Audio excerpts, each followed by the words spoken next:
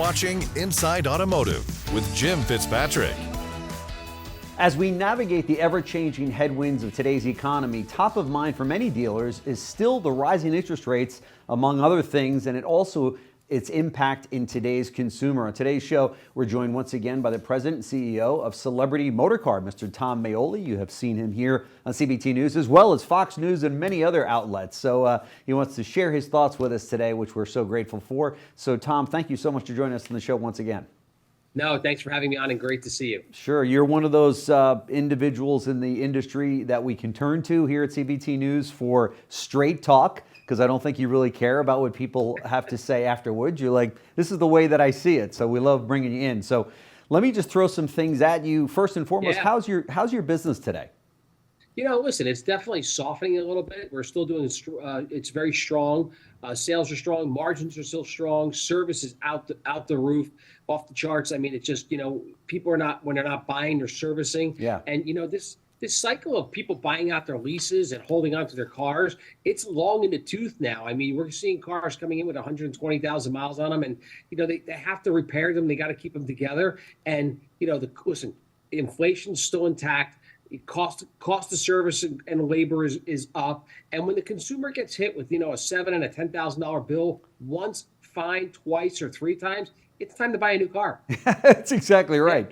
That's exactly right. And like you said, they're keeping these cars now, with so many miles on them. Typically, if you started to even get near 70, 80,000 miles, it was, we're getting a new car right off the bat. But not so much anymore. I think because the cars are actually are better built today than they were 20 years ago. But then also because of some of the headwinds that we do see, the higher interest rates and gas prices and the economy overall. And it looks like inflation has come back down a little bit, but it's only been replaced by a new set of problems. So have you seen and heard on the showroom floor where people are kind of taking a little bit of a wait and see? Well, listen, there are clearly a percentage of the marketplace that's getting slammed. Interest rates are at an all-time high. It's not only affecting them in the car market, it's affecting them in the housing market. Yeah. It's affecting them in the grocery store. Yep. Everywhere they turn, their credit card bills, are an interest on their credit cards are out the roof. And, the average consumer, 95% of the population lives month to month. Yeah. And when you see car payments and you walk in to buy a new car and, you were paying $400 and now it's $800, that's a big jump for a consumer. And so, we're seeing a pullback. And people are, slowing down on making those decisions. But, listen, on the high-end luxury market, we're still selling. People have money. They want cars. They need transportation.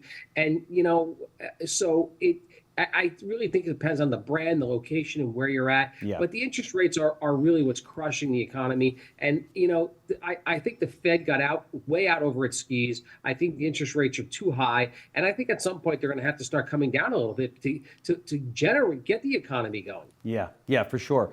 And especially as we now go into, in the next 12 months here, hardcore political season.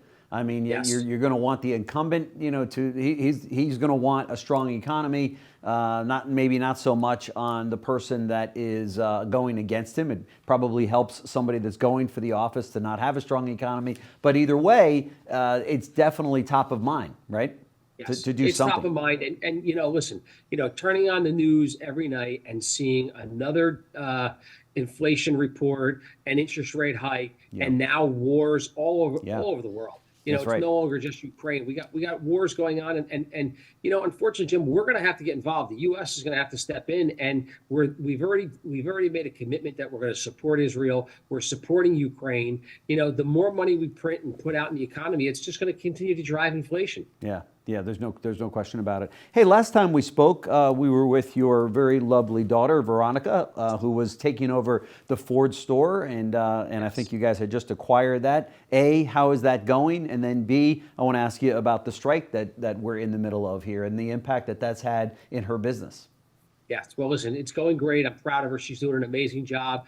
She's really a great asset to the celebrity organization. And, having a female running a store, I think it's a benefit in today's world. People really buy into it and they love it. The consumer loves it. Yep. And it's great. But on the flip side is, listen, I failed to mention we have a major UAW strike going on. That's right. I mean, on a daily basis, they're shutting down plants, they're shutting down distribution, they're shutting down parts plants. Yep. So yes, it's affecting the Ford brand as we speak.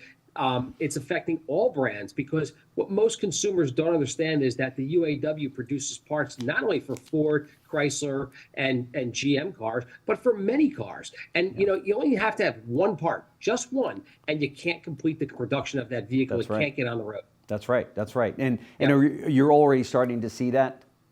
We're starting to see that now. Inventories are drying up. Listen, there was a 60-day lag cycle because you have inventories, in the pipeline that were on the dealership lots in the port, ready to ship to the dealership. But we're seeing the slowdown. And my big concern is parts. If you can't get the parts to the repair shops and to the dealerships, and the dealerships can't get them out to the body shops and the mom and pop repair shops. Sure. That's a big problem because you're going to shut down the transportation system. People have to get their children to school. They have to get to work, and it's going to start affecting it big time. We're there. We're on the cusp, and I think they know that, and that's why little by little they're shutting down more plants. Yeah, I would agree. How long, from your point of view, how long do you think this could go on?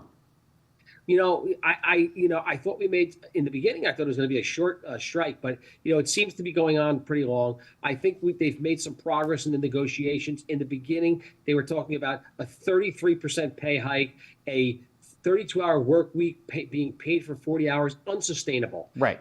But if you look at the UAW and what's going on, and you peel back the onion, I think the real concern is this craziness from the Biden administration regarding electric vehicles, and this mandate. And they're in a panic. They're in a panic about losing their jobs. They're in a panic about losing their future. And it's craziness. The mandate is they're not backing off on it. They're going to have to back off on it because the consumer is not buying it. I don't know if you saw last week, Ford just pulled all Lightning orders off the table. Yeah. And that says something. Yeah, and for sure. That's because the consumer is not buying the electric vehicle. So there's going to come a point when they're going to have to back down on this mandate. I think the UAW will back off. I think they're going to come to some resolution on this because ultimately these people need to get back to work.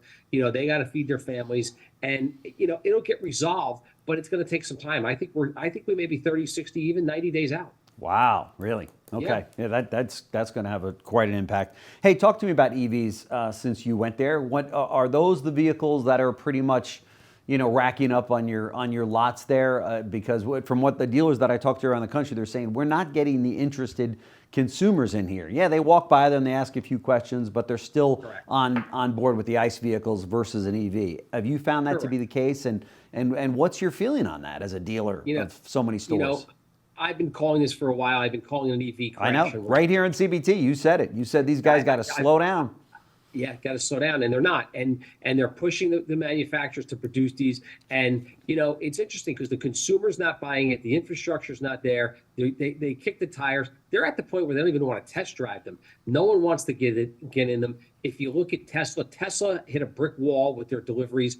They haven't met their expectations, so Tesla's even hitting a brick wall, and I really believe that at some point the river's going to take its course. Gravity takes its course. The mandate's going to have to get backed off. Mm-hmm. The consumers do not want these vehicles, and they're piling up on the dealership lots as we speak. Yeah. And like I just said a few minutes ago, Ford pulled all Lightning orders off the table. That's because they're spending billions of dollars manufacturing these vehicles. Yeah. And what's happening is not only does the consumer not want them, Jim, the dealerships are turning them down. That's when right. the allocations come through, we're saying don't take them. That's right.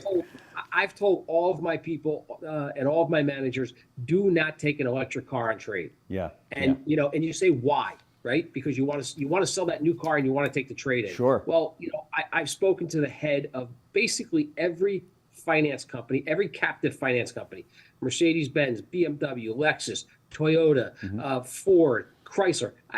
I've spoken to them all, and I asked them the same question, and they give me the same answer. It's interesting. And the question is, has anyone figured out the residual value of an electric vehicle? And the answer is no. And I said, well, that's if you scary. don't have the residual value of an electric vehicle when it comes in on trade or it's a used car, how do you finance this thing? Yep. You don't even know that's what right. it's going to be worth when it comes back in. And they said, we don't. So not only is it is it a political blunder from the Biden administration with the mandate, from a finance standpoint and a banking standpoint, you can't finance these things. Right. And if you can't finance them, the consumer's not going to buy them. Oh, forget it. And then even if there's a slight credit tightening, if those bankers are having a hard time putting a number on that vehicle as to what the wholesale value of the car is worth, forget it. You're going to have somebody with an 890 credit score, in order to qualify for the car, right? Correct.